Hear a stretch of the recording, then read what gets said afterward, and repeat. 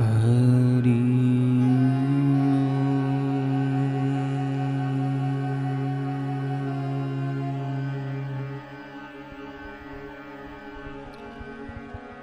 हृदय की भाषा है मौन। जितना पाप वाणी दूषित होने से होता है, उतना और किसी प्रकार नहीं होता। शरीर और मन से भी वाणी के बराबर पाप नहीं बन सकता। अतः वाणी के दोष से सर्वथा बचना चाहिए। वाणी मनुष्य का बहुत बड़ा खजाना है। इसके दूषित होने से मन और वीर्य भी दूषित हो जाते हैं।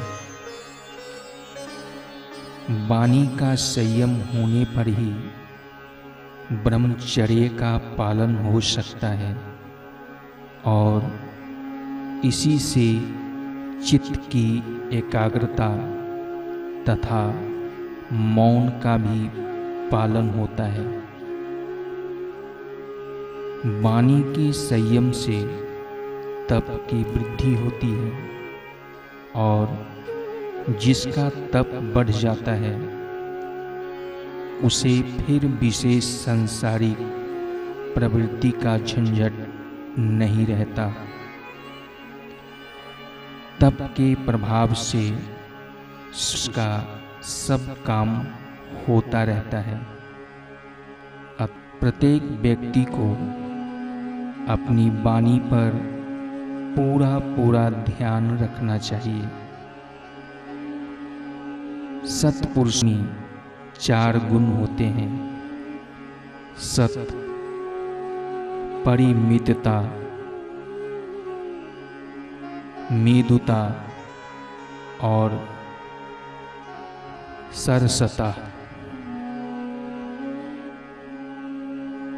जब ये 4 बातें वाणी में आ जाती हैं तो वह शुद्ध हो जाती है तथा कठोरता, निंदा, चुगली और झूठ, ये जो वाणी के पाप हैं, नष्ट हो जाते हैं।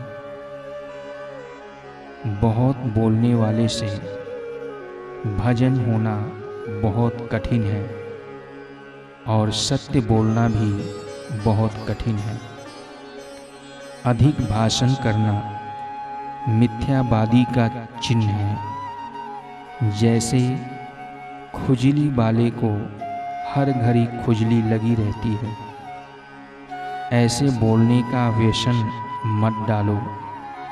मौन का अभ्यास करो। 7 जगहों पर तो अवश्य मौन रहना चाहिए: भजन में, भोजन करते समय, शौच व लघु शंका करते समय, स्नान के समय, यज्ञ या हवन करते हुए और मार्ग में। वाणी की शक्ति को आध्यात्मिक शक्ति में रूपांतरित कर उसे ध्यान में लगाना चाहिए। तभी आप सम, शांति तथा आंतरिक आध्यात्मिक बल का अनुभव कर सकते हैं। ध्यान का प्रथम चरण है मौन। मानसिक शांति की कामना करने वाले व्यक्ति को प्रायः कुछ समय तक एकांत में मौन होकर बैठना चाहिए। हमारे महापुरुषों ने मौन को बहुत महत्व दिया है।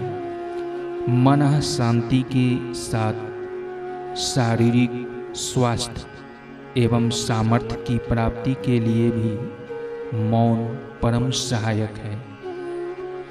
1 घंटा लगातार बोलना 4 घंटे शारीरिक श्रम के बराबर है, क्योंकि जिन कार्यों में सर्वाधिक शक्ति क्षीण होती है उनसे बोलना उनमें से बोलना एक है। जिस प्रकार ब्रह्मचर्य के लिए इंद्रिय संयम की साधना का विधान है, उसी प्रकार आत्मबल सर्वधन के लिए वाणी का संयम सर्वश्रेष्ठ साधना है। मौन से आप में तितिक्षा बढ़ेगी, आप झूठ नहीं बोल सकेंगे। वाणी के आवेगों पर नियंत्रण प्राप्त होकर आपको वाणी विजय प्राप्त होगी। मौन से आपकी शक्ति की सुरक्षा तथा संकल्प बल की वृद्धि होगी। सत्य के अभ्यास में तथा क्रोध के दमन में मौन बहुत ही सहायक होगा। मौन का एक उद्देश्य अपने विचारों तथा उद्वेगों को तटस्थ होकर देखना है तथा आत्मनिरीक्षण द्वारा उन्हें समझकर सही दिशा देते हुए धीरे धीरे संकल्प आत्मविश्राम अवस्था की ओर बढ़ना है। महामौन की प्राप्ति में मौन सहायक है। महामौन में मन की सारी वृत्तियां विनिष्ट होकर वह सच्चिदानंद ब्रह्मा में विश्राम करता है। भारतीय मनीषियों ने मौन को हृदय की भाषा कहा है। रमन महर्षि मौन रहकर अपने आगंतुकों को समस्याओं का समाधान कर देते थे। उन्होंने मौन पर सूक्ष्म विवेचन करते हुए कहा था, वाणी और विचार इन दोनों से परे की जो स्थिति है वह मौन है। वह एक प्रकार का मानसिक क्रिया विहीन ध्यान है।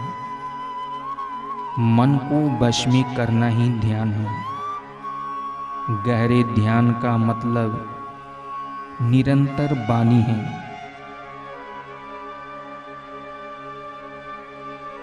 मौन नित्य वाणी है। वही भाषा का बारहमासी प्रवाह है। बोलने से वह रुक जाता है। शब्द उस मूक भाषा को रोकते हैं। मौन शाश्वत सुधार का साधन होने से सारे मानव समाज का कल्याण करता है। मौन का अर्थ ही वाक्पटुलता है। मौखिक व्याख्यान में मौन की जितनी वाक्पटुलता नहीं होती, मौन निरंतर वाणी है। वह सर्वोत्तम भाषा है। मौन अनन्य उपदेश है।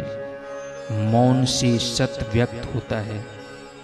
आत्मिक शक्ति का प्रवाह प्रसार कर मौन का सेवन कर बैठे रहना श्रेष्ठ है। शुद्ध चैतन्य से अहमता उत्पन्न होती है।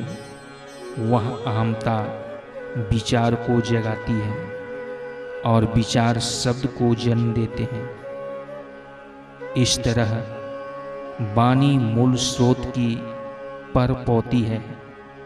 यदि वाणी अपना कुछ प्रभाव डाल सकती है तो जरा सोचो कि मौन द्वारा किया उपदेश कितना अधिक शक्तिमान हो सकता है। इस सरल शुद्ध सत्य को अपनी नित्य शाश्वत अनुभव के सदा विद्यमान सत्य को लोग समझते नहीं हैं।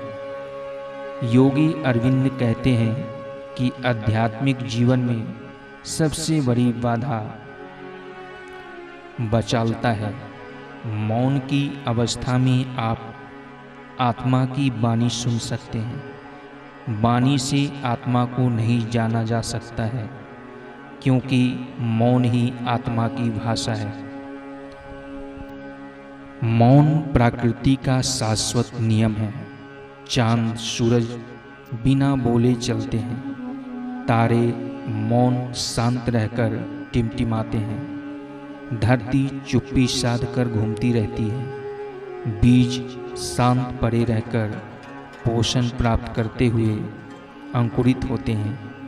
फूल मूक रहकर ही अपने मनोहर रंगों व सुवास द्वारा हमें आह्लादित करते हैं। आप समय निकालकर कम से कम 7 दिन एकांत में मौन व्रत का पालन करके देखिए। यदि आप मौन रहकर पवित्र स्थान में अनुष्ठान करें तो आपको अद्भुत शांति तथा आध्यात्मिक उन्नति का अनुभव होगा। कामकाजी लोगों को भी प्रतिदिन कम से कम 1 घंटा मौन व्रत रखना चाहिए। मौन के लाभ अनिवार्य हैं। हे पुण्यात्मन, आप इसका अभ्यास कीजिए, भीतरी गहन शांति का अनुभव कीजिए तथा मनुष्य जीवन के परम फल आत्म सुख का उपभोग कीजिए। हरि